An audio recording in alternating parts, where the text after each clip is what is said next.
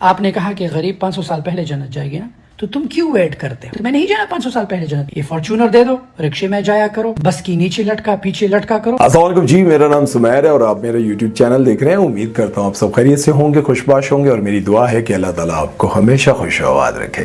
دوستو، جیسا کہ آپ سب جانتے ہیں کہ میں نے پہلے بھی ایک ویڈیو بنائی تھی جس میں نے آپ کو ڈیٹیل میں بتایا تھا کہ مفتی طارق مسعود نے ایسا کیا کہا تھا جس کی وجہ سے موٹیویشنل سپیکر شاہد انور کو اتنا زیادہ غصہ آیا تھا۔ میں نے آپ لوگوں کو یہ بتایا تھا کہ مفتی طارق مسعود صاحب سے کسی نے یہ پوچھا تھا، کیا ایک ایسا بندہ ہے جو لوگوں کو موٹیویٹ کرتا ہے لیکن گالیاں دیتا ہے، کیا یہ اسلام میں جائز ہے کسی کو سکھانے کے لیے یا کسی کو بتانے کے لیے؟ تو انہوں نے بڑے اچھے انداز میں بتایا تھا کہ کسی کو موٹیویٹ کرنا چاہیے، لوگوں کو بتانا چاہیے غربت سے کیسے نکلا جائے، لیکن کسی کو گالیاں نہیں دینی چاہیے۔ اتنی سی بات انہوں نے کی تھی اور بہت ہی تہذیب کے دائرے میں رہ کر انہوں نے یہ بات کہی تھی۔ پتہ چل رہا تھا کہ مفتی صاحب جو ہیں بہت اچھے انداز میں بات کرتے ہیں۔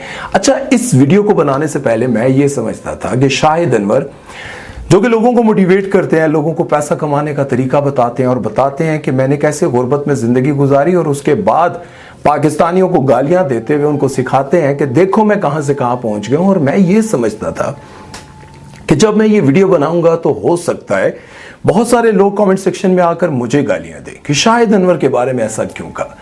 لیکن جب میں نے ویڈیو بنائی تو مجھے احساس ہوا کہ انسان کے پاس پیسہ جتنا مرضی آ جائے، دولت جتنی مرضی آ جائے، لیکن جب لوگ آپ سے نفرت کرتے ہیں آپ کی زبان کی وجہ سے، آپ کے انداز کی وجہ سے، آپ کی مہنگی ترین گاڑیاں، گھڑیاں، بینک بیلنس، دولت، شہرت، سب کچھ آپ کی عزت نہیں کروا سکتے۔ کیونکہ جب میں نے یہ ویڈیو بنائی تو میں حیران ہو گیا۔ میں یہ سمجھ رہا تھا کہ لوگ مفتی طارق مسعود صاحب کے خلاف اس لیے ہیں کیونکہ وہ یہ کہتے رہتے ہیں کہ 1 کر لو، 2 کر لو، 3 کر لو، اور وہ بات کرتے ہیں جو کہ اسلام میں جائز ہے۔ اب جب انہوں نے اس پر ریپلائی کیا تھا، مفتی طارق مسعود صاحب نے پھر ایسا کہا کہ میں نے تو کوئی بدتمیزی نہیں کی تھی، لیکن اس بندے نے پھر سے ایسے بات کی، ایسے بدتمیزی والے انداز میں بات کی۔ لیکن شاہد انور کا جو دوبارہ سے ریپلائی آیا وہ اتنا ہی ایسا جواب تھا جسے سننے کے بعد میں نے یہ دعا کی کہ اللہ تعالیٰ اگر پیسہ ملنے کے بعد انسان ایسا ہو جاتا ہے تو نہ ملے پیسہ، ایسی دولت جس دولت کے بعد انسان کے ذہن سے یہ کانسیپٹ ہی نکل جائے کہ میں جنت میں پہلے جاؤں یا پھر میں جنت میں جانا چاہتا ہوں۔ انہوں نے مفتی طارق مسعود صاحب کے ساتھ بدتمیزی کرتے ہوئے یہ الفاظ استعمال کیے۔ اب وہ الفاظ کیا ہیں پہلے ذرا آپ وہ سن لیں، اس کے بعد ہم بات کرتے ہیں۔ مفتی نے پھر سے مجھ پہ ویڈیو بنایا۔ مفتی کے پاس الفاظ ختم ہے کہ کیا کانٹینٹ بناؤ۔ پہلے جو بکواس کرتے تھے، دوسری بن جاؤ، تیسری بن جاؤ، بم سے اڑا دو۔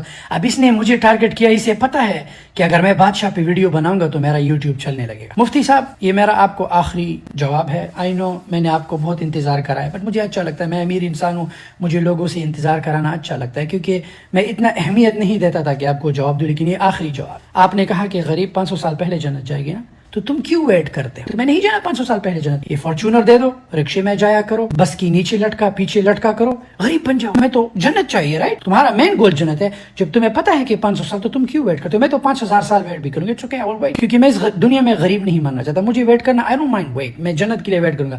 لیکن کیا لگتا ہے کہ میں زکوٰۃ دیتا ہوں، روزہ، نماز، حج یہ کرتا ہوں، کیا میں ویٹ کروں گا؟ نو۔ مفتی صاحب، آپ کرو تو ثواب، ہم غریب کرے تو دنیا فانی، یہ ہے ہم قارون کے قصے سناتے ہو تم لوگ۔ یہ مولویوں کا بھی مجھے سمجھ نہیں آتا۔ ہمارے غریبوں کو کہتے خود کو اڑا دو، جنت میں حوریں ہے۔ بھائی تو خود کیوں نہیں اڑ جاتا؟ ہمیں اڑانا چاہتے ہو، خود اڑ جا۔ یہ 500 سال تمہیں پتا ہے، تم خود کیوں نہیں جاتے؟ بھائی اپنا فارچونر، مجھے پتا ہے تم یوٹیوب سے کروڑوں کماتے ہو، سوشل ہب پہ سب دکھتا ہے، تو غریب بن جا، 500 سال پہلے چلا جا، لیکن یہ بکواس اب بند کر دو۔ اب یہ سب کچھ آپ نے سنا، اب ذرا ہم پوائنٹ ٹو پوائنٹ بات کر لیتے ہیں۔ آپ نے سنا کہ مفتی طارق مسعود صاحب کو انہوں نے کہا کہ بکواس کرتے ہو، 1 کر لو، 2 کر لو، 3 کر لو۔ دیکھیں، مفتی طارق مسعود صاحب نے اس لیے کہا، جو بہت سارے ایسے مرد ہیں جو اپنی بیوی کے علاوہ باہر بہت ساری لڑکیوں کے ساتھ اپنی زندگی گزارے ہوتے ہیں، تو انہوں نے اس بات کو ترجیح دی کہ ایسے گناہ کی زندگی گزارنے سے بہتر ہے کہ آپ 1 2 3 4 جتنی شادیاں اسلام میں جائز ہیں وہ کر لیں، ایسی زندگی نہ گزاریں۔ بہت اچھی بات ہے۔ دوسری طرف مفتی صاحب نے غربت سے تنگ ان لوگوں کو سمجھانے کی کوشش کی ہے جو غربت سے تنگ آ کر اپنے بچوں کو مار دیتے ہیں، خودکشی کر لیتے ہیں۔ ان کو سمجھانے کی کوشش کی ہے کہ آپ کوشش کے سوا کچھ نہیں کر سکتے۔ اگر آپ کی زندگی نہیں بدلتی تو اپنی زندگی کو غموں میں نہ گزاریں، जो कुछ है उसी पर सब्र शुक्र करके गुजारें, कोशिश ही कर सकता है ना इंसान। और साथ उन्होंने ये भी बताया कि नबी करीम सल्लल्लाहु अलैहि वसल्लम ने इरशाद फरमाया था कि मेरी उम्मत के गरीब जन्नत में सबसे पहले दाखिल होंगे। अब ये बात समझाना एक ऐसे आलिम का फर्ज है जो मिंबर पर बैठकर लाखों करोड़ों के मजमे को बयान दे रहा होता है, और ये बहुत अच्छी बात है। ऐसे मुफ्ती को जो लोगों के दिलों में बसता है, जो अल्लाह रसूल की बात करता है, लोगों को हंसाते भी हैं, समझाते भी हैं, ऐसे आलिम दीन को ये अल्फाज इस्तेमाल करके बुलाना या उन पर बात करना कि बकवास। अब आप सोचें कि शाहिद अनवर मोटिवेशनल स्पीकर है, दूसरी तरफ शाहिद अनवर ने एक ऐसी घटिया बात की जिसके बाद मुझे ये लगता है कि हमारी गवर्नमेंट को एक्शन लेना चाहिए। उन्होंने कहा कि ये जो मौलवी हैं ये लोगों को ये तरगीब देते हैं कि धमाका कर दो, जन्नत में चले जाओगे, डायरेक्ट जन्नत में चले जाओगे। ये बात आप सोचें कि आप आलिम दीन पर इस तरह के इल्जामात लगा रहे हैं। वो लोग तो आलिम है ही नहीं जो लोगों को ये तरगीब देते हैं कि मुफ्ती तारिक मसूद साहब के मुंह से आपने ऐसी बात सुनी थी कि वो बम धमाके के हवाले से कोई बात करे। आपको ये शर्म आनी चाहिए कि आप एक आलिम दीन पर ऐसा इल्जाम लगा रहे हैं, ऐसी बात कर रहे हैं जो उन्होंने की नहीं। अब जितने भी लोग हैं ना, आप मेरी पिछली वीडियो पर जाकर देखें जो मैंने इनके ऊपर बनाई थी, और उसमें मैंने बिल्कुल दोनों का मौकफ बयान किया था, दोनों का मौकफ सुनवाया था आप लोगों को। उसके बाद जब मैंने कमेंट सेक्शन में जाकर पढ़ा तो यकीन जाने मैं समझ रहा था कि वो तबका जो औरत मार्च वाले हैं वो मुफ्ती तारिक मसूद साहब के खिलाफ आके नीचे कमेंट लिखेंगे, लेकिन एक भी मुझे कमेंट नहीं मिला।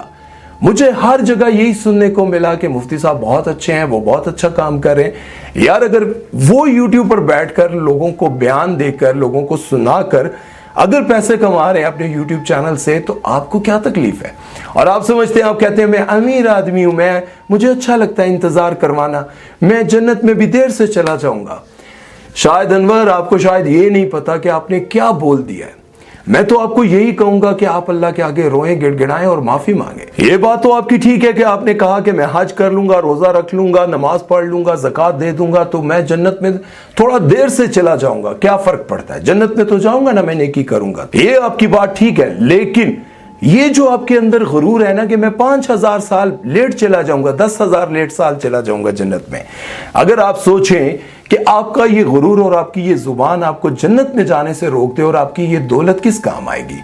सोचे, नबी करीम सल्लल्लाहु अलैहि वसल्लम की खिदमत में एक सहाबी पेश हुए और उन्होंने कहा कि हमारी गली में एक ऐसी औरत रहती है जो नमाज पढ़ती है, हज करती है, ज़कात देती है, रोजे में रहती है, जिक्र करती रहती है, लेकिन इखलाक की बहुत बुरी है, किसी से ढंग से बात नहीं करती, बदतमीजी करती है, लड़ती है, पड़ोसियों का ख्याल नहीं रखती। तो ऐसी औरत के लिए क्या हुक्म है? नबी करीम सल्लल्लाहु अलैहि वसल्लम ने कहा कि वो दोज़ख में जाएगी। शाहिद अनवर, मैं आपसे ये कहता हूं कि देखें, आपके पास अल्लाह ने आपको बहुत कुछ दे दिया है, कोशिश ये कर लें कि आपके अंदर इखलाक भी आ जाए, आपकी तरबियत भी शो होने लग जाए। जिस तरह से आप काम कर रहे हैं या जिस तरह की आप हरकतें कर रहे हैं, मुझे ये लगता है कि कल आने वाले वक्त में, देखें यहां इस दुनिया में ना बड़े बड़े बादशाह गरीब हो गए, बड़े बड़े ताकतवर लोग कमजोर हो गए। हो सकता है कि आपकी जिंदगी में भी कोई ऐसा कमजोर लम्हा आए और आपसे ये सब कुछ चला जाए, तो फिर आपको अपने किए पर, अपने बोलने पर बहुत शर्मिंदगी होगी।